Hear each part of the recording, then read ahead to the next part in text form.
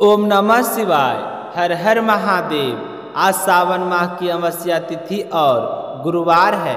सावन का महीना भगवान शिव की आराधना के लिए विशेष माना जाता है। यह महीना जितना शिव भक्ति के लिए पवित्र है, उतना ही पितरों की शांति और उनके आशीर्वाद प्राप्त करने के लिए महत्वपूर्ण माना गया है। इस महीने में पड़ने वाली अमावस्या को सावन अमावस्या और हरियाली अमावस्या के नाम से जाना जाता है और इस दिन पितरों का तर्पण, श्रद्धा और दान पुण्य के लिए बहुत ही शुभ माना गया है। सावन अमावस्या के दिन तुलसी आदि करने के पश्चात पीपल अथवा तुलसी के वृक्षों की पूजा करके परिक्रमा करनी चाहिए और गरीब और ज़रूरतमंद लोगों में अपनी श्रद्धा अनुसार दान पुण्य भी अवश्य करना चाहिए। यदि आप सर्वदोष, शनि की दशा और प्रकोप, पित्त पीड़ा से परेशान हैं तो हरियाली अमावस्या के दिन शिवलिंग पर जल चढ़ाकर और पुष्प चढ़ाकर भगवान भोले शंकर से अपने मंगल जीवन की प्रार्थना करनी चाहिए। इस दिन पौधा लगाना बहुत ही शुभ माना जाता है, इसलिए हरियाली अमावस्या के दिन एक पौधा अवश्य लगाना चाहिए। वेदों के अनुसार आरोग्य प्राप्ति के लिए नीम का पेड़, सुख की प्राप्ति के लिए तुलसी का पौधा और संतान प्राप्ति के लिए केले का वृक्ष और धन संपदा के लिए आंवले का पौधा लगाने का विधान है। इस दिन पीपल के पेड़ के नीचे सरसों के तेल का दीपक जलाकर वृक्ष की पूजा करें और 108 परिक्रमा करनी चाहिए। और सौभाग्यवती महिलाएं इस दिन व्रत रखकर पीपल के पेड़ के पूरे विधि विधान से पूजा करती है और सोमा धोबिन की कथा सुनती है। तो अब अपने सुनते हैं आज की कथा। हमेशा की तरह शुभारंभ करेंगे गणेश जी भगवान की कहानी से। बोलिए गणेश गजानंद की जय हो। एक समय की बात है कि भगवान श्री हरि विष्णु का विवाह लक्ष्मी जी के साथ तय हो गया। विवाह की सारी तैयारियां जोरों शोरों से होने लगी। सभी देवी देवताओं को निमंत्रण पत्र भेजे गए, परंतु गणेश जी को निमंत्रण नहीं दिया गया। इस तरह निमंत्रण पत्र देते और शादी की तैयारियां करते करते शादी वाला दिन आ गया। बारात जाने का समय हो गया। सभी देवता अपनी पत्नियों के साथ विवाह में उपस्थित हुए तो उन सब ने देखा कि गणेश जी कहीं पर दिखाई नहीं दे रहे हैं। तो वे सारे के सारे आपस में चर्चा करने लगे कि क्या बात है, गणेश जी को न्योता नहीं दिया या फिर गणेश जी नहीं आए। सभी को यह जानकर बड़ी ही हैरानी हो रही थी।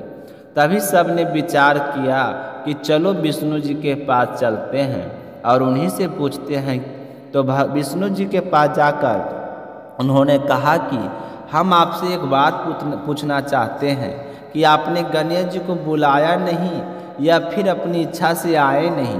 तो विष्णु जी कहने लगे कि गणेश जी के माता पिता को मैंने न्योता भेज दिया है, अगर वह आना चाहते हैं तो आ जाते, उन्हें अलग से न्योता देने की कोई ज़रूरत नहीं। दूसरी बात यह है कि उनको 1.25 मन मूंग, 1.25 मन चावल, 1.25 मन घी और 1.25 मन लड्डू का भोजन दिन भर में चाहिए। अगर हम उसे बारात में लेकर चले गए तो उन्हें इस तरह खाता देखकर सारे लोग हंसेंगे। दूसरे के घर जाकर इतना सारा खाना पीना अच्छा भी नहीं लगता है। इस तरह बर्ताव कर ही रहे थे तो किसी ने सुझाव दिया कि यदि गणेश जी आ जाएं तो क्या है, तो द्वारपाल बनाकर घर पर बैठा देना, कह देना कि तुम घर का ध्यान रखना, जिससे गणेश जी को यह नहीं लगेगा कि उन्हें बुलाया नहीं। तो विष्णु जी को यह बात पसंद आ गई और उन्होंने गणेश जी को न्योता भेज दिया। न्योता मिलते ही गणेश जी बड़े प्रसन्न हुए, सज धज कर वहाँ पर आ पहुँचे। तो विष्णु जी कहने लगे कि आप घर की रखवाली करना, घर की रखवाली के लिए कोई समझदार और जिम्मेदार होना चाहिए। तो मुझे आपसे समझदार और जिम्मेदार कोई दूसरा नहीं लगा। तो यह सुनकर गणेश जी और भी प्रसन्न हुए। तो इस तरह गणेश जी को रखवाली के लिए बैठा दिया और बारात वहाँ से चल दी। नारद जी ने देखा कि गणेश जी दरवाजे पर बैठे हैं और बारात सारी चली जा रही है। तो वे गणेश जी के पास गए और पूछने लगे कि तुम बारात में नहीं जा रहे हो। तो गणेश जी भगवान कहने लगे कि मुझे तो घर की जिम्मेदारी दी गई है, कोई समझदार आदमी घर की रखवाली के लिए होना चाहिए, इसलिए मैं तो यहाँ पर रुक गया हूँ। तो नारद जी कहने लगे कि उन्होंने आपका अपमान किया है, विष्णु जी तो आपको बुला ही नहीं रहे थे। सब ने जब पूछा तो कहने लगे कि बड़े बड़े पेट, बड़े बड़े सूढ़, मोटा सारा पेट, मोटा सा कान, यह देखकर लोग हंसेंगे और ऊपर से खाते कितना है। सावा मन लड्डू, सावा मन मुँह, सावा मन घी बारात में ले जाकर मेरे ससुराल वालों को तो बदनामी होगी कि बारात में देखो कैसे कैसे बाराती आए हैं। तो यह सुनते ही गणेश जी बहुत ही दुखी हो गए और नारद जी से कहने लगे कि अब आप ही बताओ कि मैं क्या करूं। तो नारद जी ने कहा कि आप ऐसा करो कि अपनी मुश्क सेना को आगे भेज दो और उनसे कहना कि आगे जाकर सारा रास्ता खोखला कर दे, जिससे उनके वाहन धरती में धंस जाए। इस तरह परेशान होंगे तो वह आपको सम्मान पूर्वक बुलाएंगे, क्योंकि विष्णु जी भूल गए हैं कि आप सर्वप्रथम पूजनीय हैं। तो गणेश जी ने नारद जी के कहते ही अपनी मौसिक सेना को जल्दी से आगे भेज दिया और कहा कि सारी जमीन को खोखली कर देना। तो चूहों ने जैसा गणेश जी ने बोला था वैसा ही किया। जैसा ही विष्णु जी की बारात वहाँ से गुजरने लगी तो रथों के पहियों धरती में धंस गए। लाख कोशिश की परंतु पहिए नहीं निकल रहे थे। सभी ने अपने अपने उपाय किए पर पहिए नहीं निकले, बल्कि उसी में जगह जगह से टूट गए। अब किसी की समझ में नहीं आ रहा था कि क्या किया जाए। उधर शादी का मुहूर्त निकला जा रहा था तो विष्णु जी तो बड़े ही परेशान थे। तब नारद जी वहाँ पहुँचे और कहा कि आप लोगों ने गणेश जी का अपमान करके अच्छा नहीं किया है। यदि उन्हें मना कर लाया जाए तो आपका कार्य सिद्ध हो सकता है और आप पर आया यह संकट भी टल सकता है। तो शंकर भगवान ने अपने दूत नंदी को भेजा तो नंदी गणेश जी को लेकर वहाँ आ गए। गणेश जी का आदर सम्मान के साथ पूजन किया गया। तब जाकर कहीं रथ के पहिए निकले। पहिए तो निकल गए पर वह तो जगह जगह से टूट फूट गए थे। अब उन्हीं सही कौन करे। तो पासी के खेत में एक हाथी काम कर रहा था तो उसे समाचार भेजा कि सारे रथों के पहिए सही कर दो। तो वह अपने खेत का काम छोड़कर कारीगर का सारा सामान लेकर वहाँ आ गया। जैसे ही वह रथ के पास बैठा तो कहने लगा कि श्री गणेशाय नमः। ऐसा कहकर गणेश जी मन ही मन वंदना करने लगा और देखते ही देखते गणेश जी ने सभी पहियों को थोड़ी ही देर में ठीक कर दिया। तो यह देखकर नारद जी ने कहा कि मैं आपसे एक बात पूछना चाहता हूँ कि आपने श्री गणेशाय नमः क्यों कहा।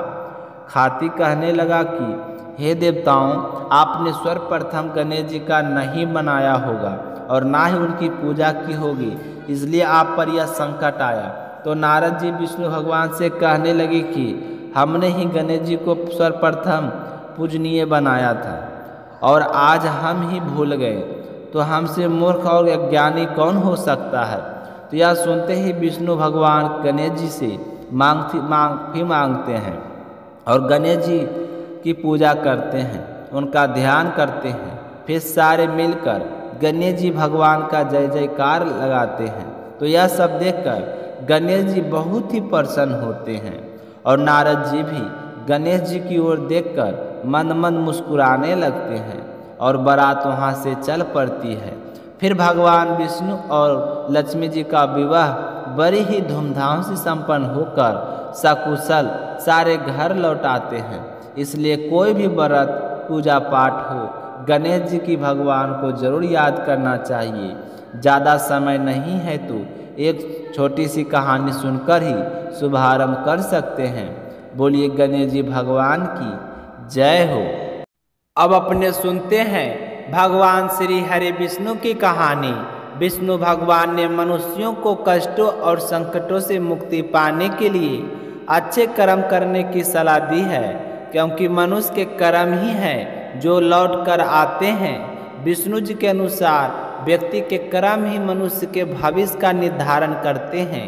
अगर कोई व्यक्ति अपने भाग्य भरोसे बैठा रहे तो उसका उद्धार होना असंभव नहीं होता।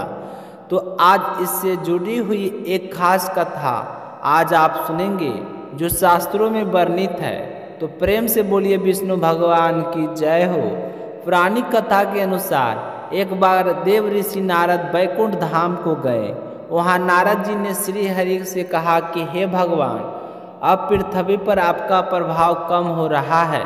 जो लोग धर्म के रास्ते पर चल रहे हैं उनका भला नहीं हो रहा है और उन्हें अच्छा फल प्राप्त नहीं हो रहा है। जो अच्छे कर्म करते हैं वह हमेशा ही परेशान रहते हैं और जो लोग पाप कर रहे हैं उनका भला हो रहा है। फिर आपकी पूजा पाठ का तपस्या का क्या फायदा। तो नारद जी की बात सुनकर विष्णु भगवान कहते हैं लगने की देव ऋषि नारद, ऐसी कोई बात नहीं है। सब कुछ नियमित ही हिसाब से हो रहा है, यही उचित है। तुम्हें कैसा लगा कि मेरा प्रभाव धरती पर कम हो गया है? आपको ये कैसे लगा कि कोई वजह तो बताओ। तो विष्णु जी की बात सुनकर नारद जी कहने लगे कि प्रभु, मैंने स्वयं अपनी आँखों से देखा है कि पापियों को अच्छा फल प्राप्त हो रहा है, वहीं धर्म के रास्ते पर चलने वाले को बुरा फल प्राप्त हो रहा है। एक दिन की बात है कि मैं एक जंगल में गुजर रहा था, तभी एक गाय दलदल में फंसी हुई थी। कोई भी व्यक्ति उसे बचाने नहीं आ रहा था। हर कोई उसे देखकर दूर होकर चला जाता। एक चोर आया था, उसने भी उस गाय की तरफ देखा, पर वह गाय के ऊपर से लांग कर आगे निकल गया। जैसे वह चोर आगे गया तो उसे सोने की मोहरों से भरी हुई एक थैली रास्ते में मिली, जिसे उठाकर वह बड़ा ही खुश हुआ और कहने लगा कि अब मुझे चोरी करने नहीं पड़ेगी। इतना सारा सोने जो मिला, मैं तो अमीर बन गया हूँ। यह कहते हुए खुशी से झूमता हुआ वहाँ से चला गया। थोड़ी देर बाद में वहाँ पर एक बूढ़ी साधु आया। जैसे ही अपने गाय की तरफ देखा तो वह भागकर गाय के पास गया। उस साधु ने अपनी पूरी कोशिश करके उस गाय को बचा लिया, लेकिन जब गाय को बचाने के बाद वह साधु आगे गया तो एक गड्ढे में गिर गया। तो प्रभु, अब आप ही बताइए कि आपका कौन सा न्याय है। अब बताइए कि आपका प्रभाव पृथ्वी लोक पर कम हुआ या नहीं हुआ है। तो देव ऋषि नारद जी की बात सुनकर श्री हरि कहने लगे कि जो चार था गाय को लांघकर भाग गया, उसकी किस्मत में एक बहुत बड़ा खजाना था, लेकिन गाय को अनदेखा करके जाना था। वह एक तरफ का पाप तथा एक पापी के कारण उसे वह खजाना मिल गया। सिर्फ थोड़ी सी मोहरी मिली, पर उससे क्या पता कि उसकी किस्मत में खजाना लिखा था।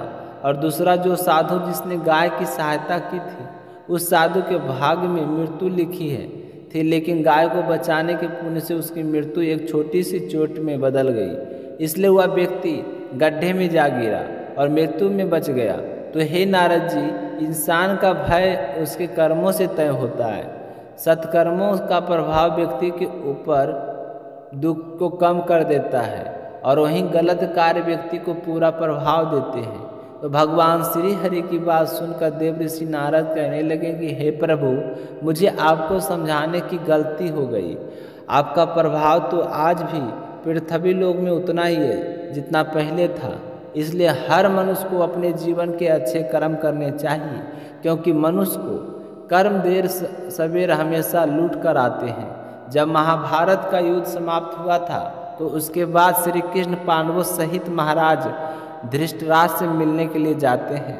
उनसे मुलाकात करने के बाद जब श्री कृष्ण और पांडव वापस जाने लगते हैं तो धृतराष्ट्र ने श्री भगवान को रोका लेते हैं और कहते हैं कि माधव, अपने 100 पुत्रों की मृत्यु से मैं बहुत ही दुखी हूँ। इसलिए जो दिव्य दृष्टि महर्षि व्यास जी ने मेरे सारथी संजय ने को दी थी, उससे मैंने पिछले 72 जन्मों तक सारे कर्म देख लिए थे, लेकिन मुझे ऐसा कोई कर्म नहीं मिला जिसकी वजह से मैंने पूरे कुल का नाश हो गया। तो फिर मैंने ऐसा कौन सा पाप किया था जिस पाप के कारण आज मैं पुत्र विहीन हो गया हूँ। तो श्री कृष्ण जी कहते हैं कि कहने लगे कि हे राजन, आपने पिछले 72 जन्मों के कर्म तो देख लिए, पर अपने कर्मों तक पहुँचने से